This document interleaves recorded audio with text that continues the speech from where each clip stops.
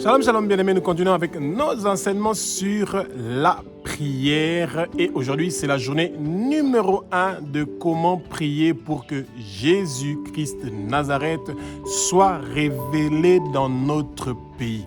Et bien, bien-aimés, les chrétiens doivent se rappeler de quelque chose, que nous sommes le sel de la terre. Et que sans que nous puissions apporter notre saveur dans notre pays, eh ben, il n'y aura pas de conversion. Il n'y aura pas de guérison, il n'y aura pas de délivrance. Dieu ne va pas envoyer des anges pour que le salut, le réveil, la bonne nouvelle de Jésus soit propagée partout dans nos pays. Non, c'est le travail des chrétiens. Quand le Seigneur vous réveille entre 3h et 6h du matin, eh ben, c'est aussi pour que vous puissiez prier pour que Jésus soit révélé dans votre pays, non seulement dans votre vie. Vous ne devez pas seulement prier pour les problèmes que vous avez, mais vous devez aussi prier pour votre pays, pour les autorités de votre pays, pour qu'il y ait la bonne gouvernance, pour que le salut vienne dans toutes les maisons, pour que la lumière vienne dans toutes les maisons qui sont dans votre pays, pour que l'évangile de Jésus soit propagé partout dans votre pays. Bien-aimés, la fin du monde, la fin des temps sera marquée par ce que l'évangile nous dit, bien-aimés, que la bonne nouvelle sera arrivée dans chaque recoin du monde entier.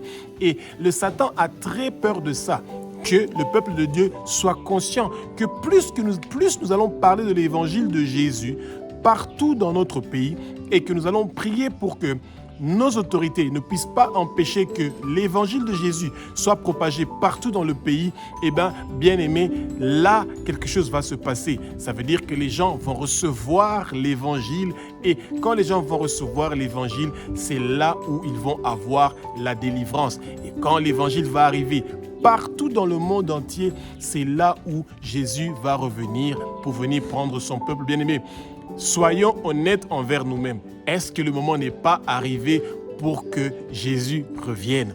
Quand vous regardez tous les scandales, les problèmes, les difficultés, les guerres, le nombre de morts que nous attendons entre l'Iran et Israël, entre la Russie et l'Ukraine, quand vous entendez les nombres de morts entre le Congo, à l'est du Congo et avec le Rwanda, que vous entendez tous ces gens qui sont en train de mourir, Soudan du Sud, vous entendez les gens qui sont en train de mourir, en Afrique du Sud, chaque 5 minutes, il y a des gens qui sont en train de mourir, aux États-Unis, les nombres de gens qui sont en train de mourir à cause des fusillades dans les écoles, etc. Bien-aimés, nous sommes arrivés dans un temps qui est très critique et c'est le temps où les chrétiens doivent commencer maintenant à demander à Jésus de les utiliser pour qu'ils puissent prier pour nos pays. Bien-aimés, personne ne va prier pour nous si nous-mêmes ne nous ouvrons pas notre bouche pour pouvoir prier pour que Jésus soit révélé dans notre pays. Que le Saint-Esprit prenne le contrôle de ma bouche, que ce que je veux dire ne sont pas des paroles qui viennent de moi, que ce sont des paroles qui sont inspirées par le Saint-Esprit, que les écailles tombent, que nos yeux s'ouvrent, que nos oreilles s'ouvrent, que la compréhension vienne, bien-aimés. Nous allons connaître la vérité et la vérité va nous affranchir. Bien-aimés, comme c'est écrit dans Actes chapitre 2 du verset 1 au verset 4, que le vent impétueux du Saint-Esprit commence à remplir le lieu où vous êtes, que vous soyez remplis du Saint-Esprit, que le feu et la flamme de pouvoir prier pour votre pays, de pouvoir prier pour les nations, de pouvoir prier pour Israël, ce pays spécial, ce peuple spécial que Dieu a choisi et a béni. Le premier-né de Dieu, c'est Israël. Et quand vous priez pour votre pays, priez aussi pour Israël. Bien-aimés, nous avons 66 livres dans la Bible, bien-aimés, et nous avons le livre de Luc et le livre de l'Acte des Apôtres. Ce sont les 2 livres seulement qui ont été écrits par un médecin qui est grec, qui s'appelle Luc. Tous les autres 64 livres ont été écrits par des Israéliens. Et c'est pour ça que le peuple de Dieu, nous sommes en train de lire ce livre-là tous les jours. Et quand nous entendons que Israël a des problèmes, nous devons prier pour ces gens-là dont nous sommes intéressés de connaître ce qui a été écrit par leur peuple, qui est le peuple de Jésus, qui est le premier fils de Dieu. Et c'est pour ça, parce que nous avons prié pour Israël, nous devons aussi prier pour notre pays, que nos pays puissent avoir un changement, une transformation, une bonne gouvernance. Le Seigneur nous appelle à avoir un cœur de pitié, un cœur qui a de l'amour pour que quelque chose puisse changer. Le jugement est en train de venir, bien-aimés. Que Jésus nous donne le cœur qu'il a pour notre pays. Jésus veut absolument que partout où il a laissé des semences dans notre pays, que ces semences-là puissent être une terre fertile et qu'il puisse donner des arbres fruitiers, bien-aimés. Rappelez-vous de la parabole du semeur. Jésus était très déçu de voir que dans 4 endroits où il avait semé une semence, il y a seulement à un seul endroit où il y avait, bien-aimé, où il y avait une terre qui est fertile. 3/4 des endroits où Jésus avait semé, il n'y avait pas des arbres qui ont grandi jusqu'à donner des fruits. Et c'est triste. Et ça doit être renversé pour que Jésus puisse revenir sur terre. Ça doit être 4/4 qui doivent être une terre qui est fertile. Et vous pouvez prier que votre voix soit utilisée pour que quelque chose se passe. Alléluia. Apocalypse chapitre 1 du verset 13 au verset 18, bien-aimés. Jésus-Christ de Nazareth, le Saint du Seigneur, le Roi des rois, il se révèle en nous en tant que sauveur et en tant que juge.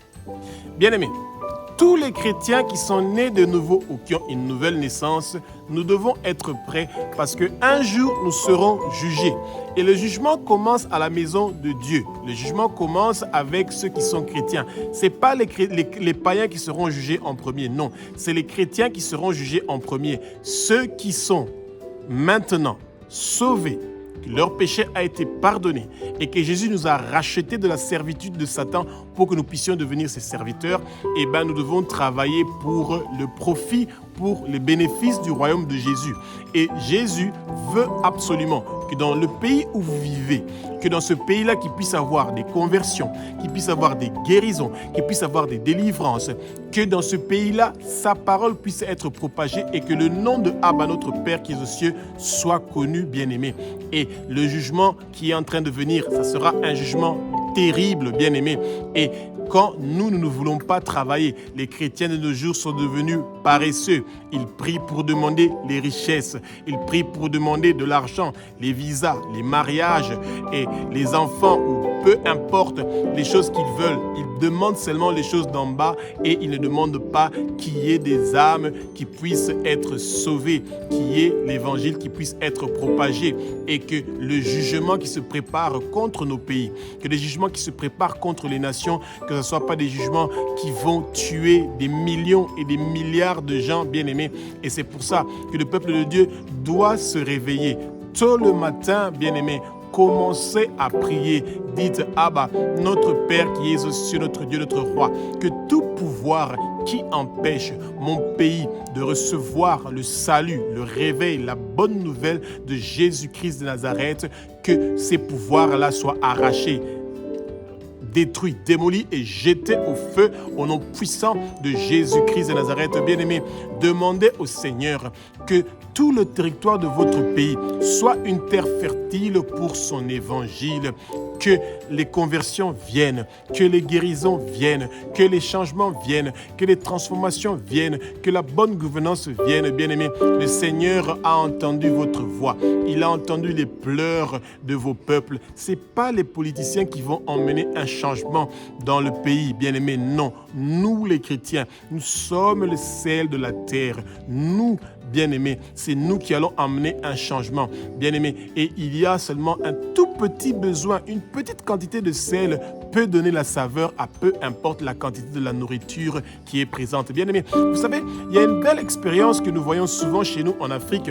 Quand nous sommes en train de préparer les beignets, peu importe la quantité de sucre que vous allez mettre dans vos beignets, si vous n'avez pas ajouté un peu de sel, la saveur de ces beignets-là sera différente. Et c'est pour ça que le chrétien est le sel, celui qui apporte la saveur. Votre prière est la prière qui apporte un changement et une transformation dans le pays où vous êtes. Et c'est pour ça que tôt le matin, vous devez vous réveiller pour demander au Seigneur que quelque chose puisse changer dans votre pays. Alléluia.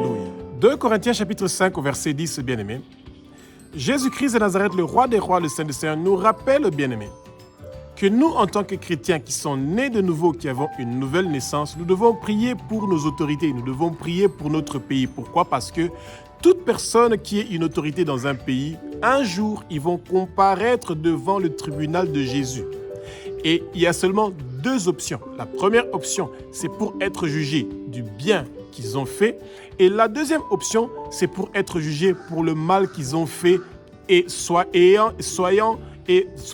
étant dans le corps qu'ils ont. Ça veut dire que quand nous sommes dans notre corps humain, nous sommes jugés pour le bien que nous avons fait et nous sommes jugés pour le mal que nous avons fait. Nous ne sommes pas jugés parce que nous avons été neutres. Ça veut dire que nous, on n'est pas occupé avec la politique ou pas. C'est pas ça le problème. Non.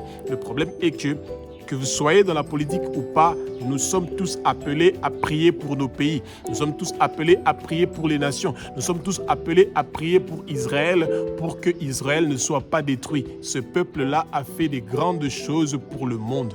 Votre pays vous a reçu. Votre pays a permis que vous puissiez avoir la naissance, que vous puissiez grandir, que vous puissiez étudier. Et ne soyez pas ingrats. Parce que vous êtes né dans votre pays, déjà, ça vous donne déjà une responsabilité de vouloir que votre pays puisse réussir. Le lieu où vous êtes né, le lieu où vous avez grandi, vous devez avoir l'amour de prier pour ce pays-là. Personne d'autre ne va prier pour votre pays, pour qu'il puisse avoir la bonne gouvernance, des changements, des transformations. Eh bien, Jésus vous donne aujourd'hui le cœur qu'il a pour votre pays. Jésus est déçu, son cœur est brisé par ce qu'il est en train de voir dans nos pays. La pauvreté, le manque de logement, le manque d'eau, le manque d'électricité, le manque de nourriture, le manque de toutes choses pour que les gens puissent avoir une vie paisible, tranquille, de vivre en toute prospérité, en toute inquiétude, bien-aimés. Et c'est les chrétiens qui sont les sels de la terre qui doivent prier pour que ces bonnes choses-là viennent. Jésus, apporte dans mon pays les logements, apporte dans mon pays le salut, le réveil, apporte dans mon pays l'éducation, l'enseignement, apporte dans mon pays les hôpitaux, apporte dans mon pays les infrastructures, les routes, les facilités. Bien-aimés, notre prière, grande ou courte, longue ou courte qu'elle soit, tout ce que vous demandez au Seigneur pour qu'il soit révélé dans votre pays, ça va avoir un impact. Quand les chrétiens sont en train de prier, que des routes soient construites, que des chemins de fer viennent, que les voies fluviales et les bateaux soient construits. Chaque moyen de transport qui sera développé dans votre pays, ça permet que l'évangile puisse arriver dans des lieux lointains avec facilité. Bien-aimés, si aujourd'hui, c'est vrai que les téléphones sont en train de détruire beaucoup de gens, mais les mêmes téléphones sont aussi utilisés pour vite propager l'évangile de Jésus dans les coins qui sont perdus. Et le Seigneur veut votre bouche, pas des voix qui vont mourir, qui sont mortes. Non, Jésus veut des gens qui sont vivants pour que ces gens qui sont vivants puissent parler de son évangile à ceux qui ont besoin de l'écouter. Et votre prière est en train de faire la différence aujourd'hui, maintenant. Alléluia. 1 Pierre chapitre 4 du verset 17 au verset 18. Jésus-Christ de Nazareth, le roi des rois, le Saint des Seigneurs, nous rappelle, bien-aimés, que le jugement final va commencer dans sa maison. Ça veut dire que c'est les chrétiens, nous les chrétiens, nous sommes plus responsables que les politiciens. Pourquoi? Parce que nous pouvons, avec nos prières, influencer l'histoire de notre famille, influencer l'histoire de notre quartier, influencer l'histoire de notre pays. Et Jésus compte sur nous pour que quelque chose se passe dans notre pays, pour que des changements puissent se passer. Eh bien, les chrétiens doivent être conscients qu'on ne va pas commencer d'abord à juger nos autorités. On ne va pas commencer d'abord à juger les gens qui nous dirigent. Non, on va commencer d'abord à juger nous les chrétiens. Nous serons les premiers à être jugés. Pourquoi? Parce que nous n'avons pas été dynamiques pour gagner les âmes qui sont perdues, pour les amener vers Jésus-Christ de Nazareth. Et c'est ça que les chrétiens doivent comprendre. Nous devons être dynamiques, promptes, prendre le courage, ne pas être découragés et de penser que nos prières n'ont pas de valeur et n'ont pas d'importance. Ça, c'est ça que le Satan veut, que nous puissions croire que nos prières n'ont pas de valeur, nos prières n'ont pas d'importance et que ça n'a aucun impact. On a déjà commencé à prier depuis longtemps, il n'y a toujours pas de routes, il n'y a toujours pas des hôpitaux, il n'y a toujours pas des écoles, il n'y a toujours pas de quoi que ce soit. Eh bien, ça ne sert à rien de prier. Eh bien, arrêtez de prier parce qu'il n'y a rien qui marche. Vos prières n'ont aucune importance, bien-aimés.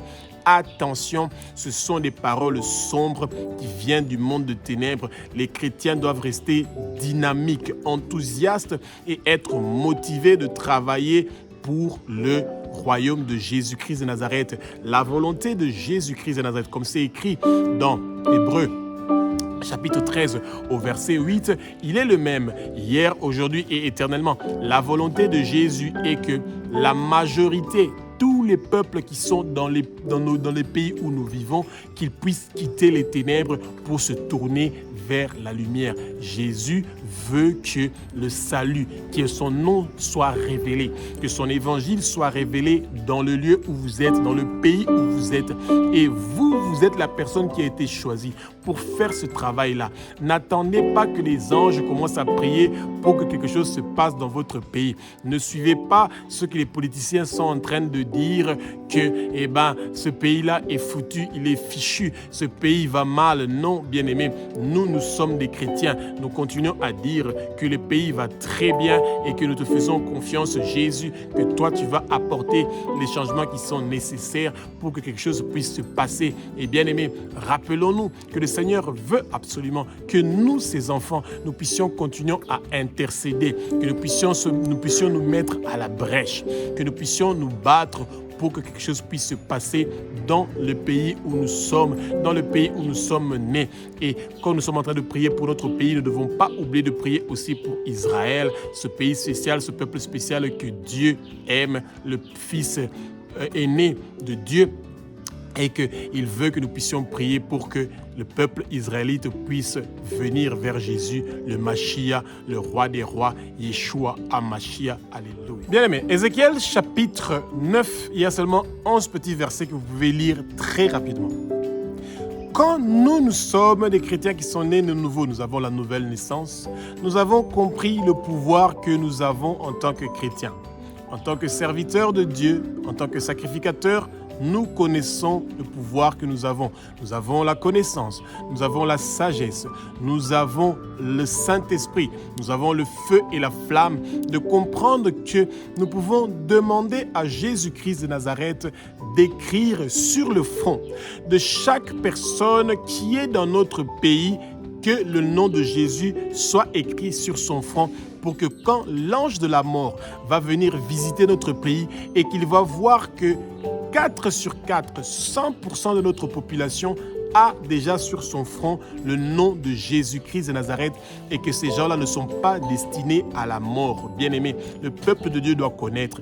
Nous devons demander que le nom de Jésus soit écrit sur le front de tous les peuples de notre pays pour qu'ils ne puissent pas être visité par l'ange de la mort quand il va venir. Et nous, en tant que chrétiens, parce que nous avons cette connaissance-là, Dieu ne va pas nous pardonner si nous ne prenons pas cette responsabilité-là de pouvoir préparer notre pays contre le jugement. Le jugement de Jésus vient bientôt. L'époux va bientôt venir pour récupérer son épouse. Et l'épouse est le corps du Christ. Nos peuples, les populations de nos pays, pauvres, riches, peu importe ce qu'ils sont, Dieu nous aime. C'est pour ça qu'il a envoyé son Fils unique, Jésus-Christ de Nazareth, de quitter son trône pour venir sur terre, pour mourir une mort horrible sur la croix de Golgotha, pour qu'un changement et quelque chose puisse se passer, bien-aimés. Nous devons aimer notre pays. Nous devons prier pour notre pays. Nous devons prier pour ceux qui sont persécutés, opprimés, oppressés. Nous devons prier pour que nos autorités puissent recevoir la révélation que l'évangile de Jésus et que la bonne nouvelle doit être propagée partout dans notre pays et qu'un changement réel doit venir, que la souffrance doit quitter, que le peuple en a marre de la souffrance et que les autorités doivent faire quelque chose. Mais quand le peuple de Dieu ne veut pas prier et que le peuple de Dieu baisse les bras, rien ne va se passer, bien-aimés. Le Seigneur nous a donné la sagesse, l'intelligence, la connaissance, le pouvoir d'être le sel de notre pays, d'être ceux qui vont amener la saveur, d'être ceux qui vont emmener un changement. Et bien aimé, il peut avoir un changement de comportement dans notre pays par notre prière. Tous les pouvoirs du monde de ténèbres qui sont en train de combattre la possibilité de pouvoir délivrer, changer, transformer notre pays. Bien-aimés, peu importe où vous êtes, en Côte d'Ivoire, au Cameroun, au Sénégal, ou peu importe, à Qatar, vous avez vu, et le Moyen-Orient, il y avait beaucoup de prospérité et les gens menaient une vie tranquille, paisible, et tout d'un coup, les bombardements ont commencé. Le peuple de Dieu doit comprendre que le Seigneur veut que quelque chose change, que nous puissions avoir la paix et la tranquillité. Et aujourd'hui, le Seigneur vous appelle à ne pas rester passif, à devenir dynamique pour que quelque chose se passe dans nos pays. Alléluia. Ézéchiel chapitre 22 du verset 23 au verset 28. Jésus-Christ de Nazareth, le roi des rois, le Saint Seigneur, nous rappelle, nous qui sommes les sacrificateurs, nous qui sommes ses serviteurs, que nous devons prier pour que nos pays soient purifiés. Bien-aimés, nos pays sont souillés.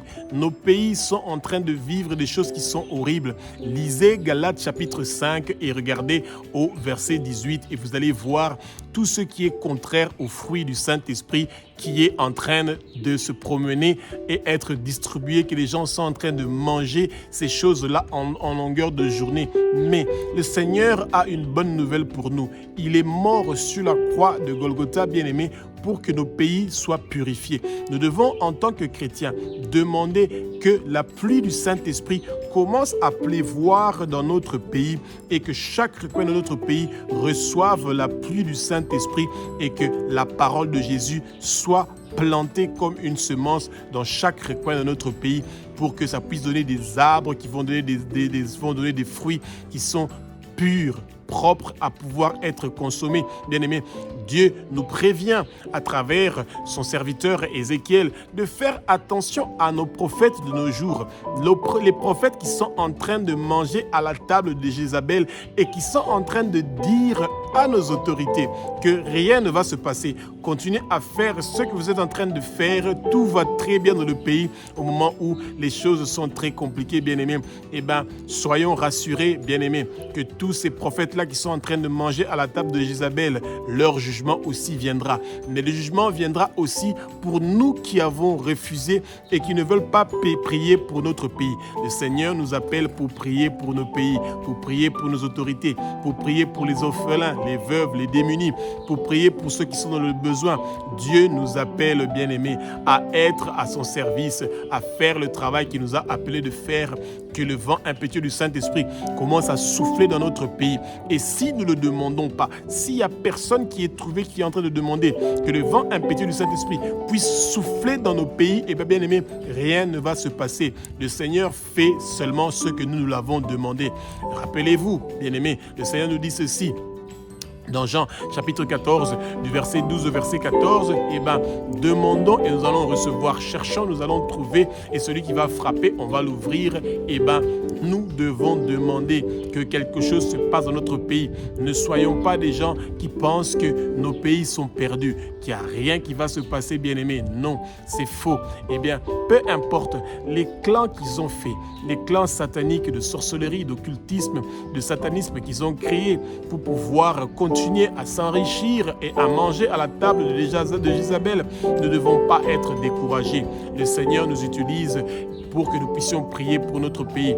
Demandons à Jésus qui nous donne le cœur qu'il a pour notre pays et que son cœur qui est brisé pour notre pays parce qu'il a fait beaucoup de choses pour notre pays, mais nous sommes en train de lui récompenser, de lui payer en monnaie de singe. Et c'est ça que Jésus veut que nous, en tant que chrétiens, nous puissions prier pour que les brisements qu'il y a dans le cœur de Jésus à cause de notre pays et de ce qui se passe dans notre pays, que cela soit lavé par le sang précieux de Jésus. Alléluia. Bien-aimés, tôt le matin, entre 3h et 6h du matin, le Seigneur nous appelle à prier avec persévérance, avec ferveur.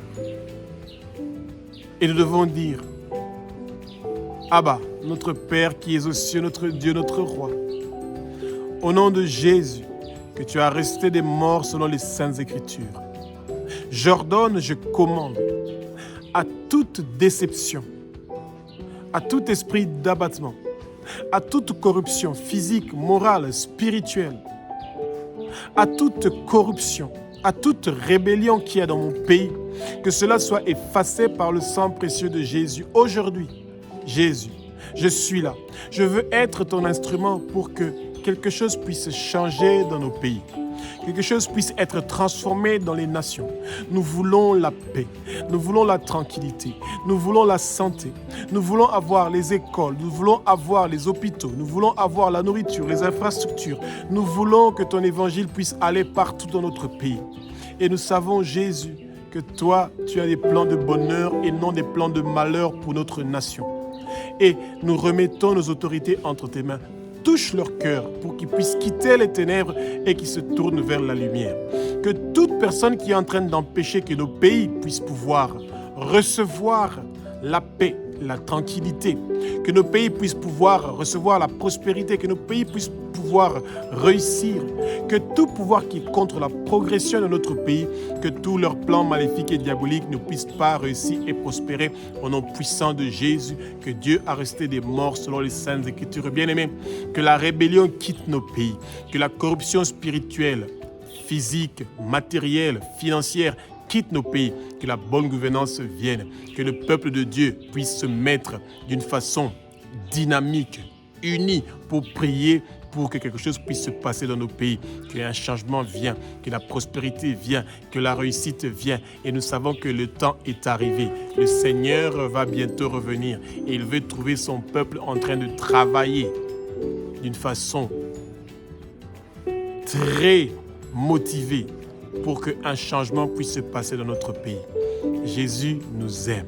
Jésus vous aime. Jésus aime notre pays. Jésus veut qu'il soit aimé dans notre pays. Jésus veut serrer notre pays entre ses mains et que les mains de Jésus puissent se poser sur notre pays et que les conversions viennent, que les guérisons viennent, que les délivrances viennent, qu'aujourd'hui quelque chose de merveilleux commence à se passer dans notre pays par nos prières. Tôt le matin, entre 3h et 6h du matin, pensons à nous mettre au travail pour que Jésus puisse faire des merveilles dans notre pays. Une seule voie est nécessaire. Rappelez-vous, bien-aimés, quand Abraham était en train de négocier avec Dieu pour Lot, il a négocié jusqu'à ce qu'il a dit, et si il y a moins de 10 personnes, est-ce que tu vas détruire Sodome et Gomorrhe? Il y avait moins de 10 personnes qui était juste. Et c'est pour ça que Sodome et Gomorrhe étaient quand même détruits, bien-aimés.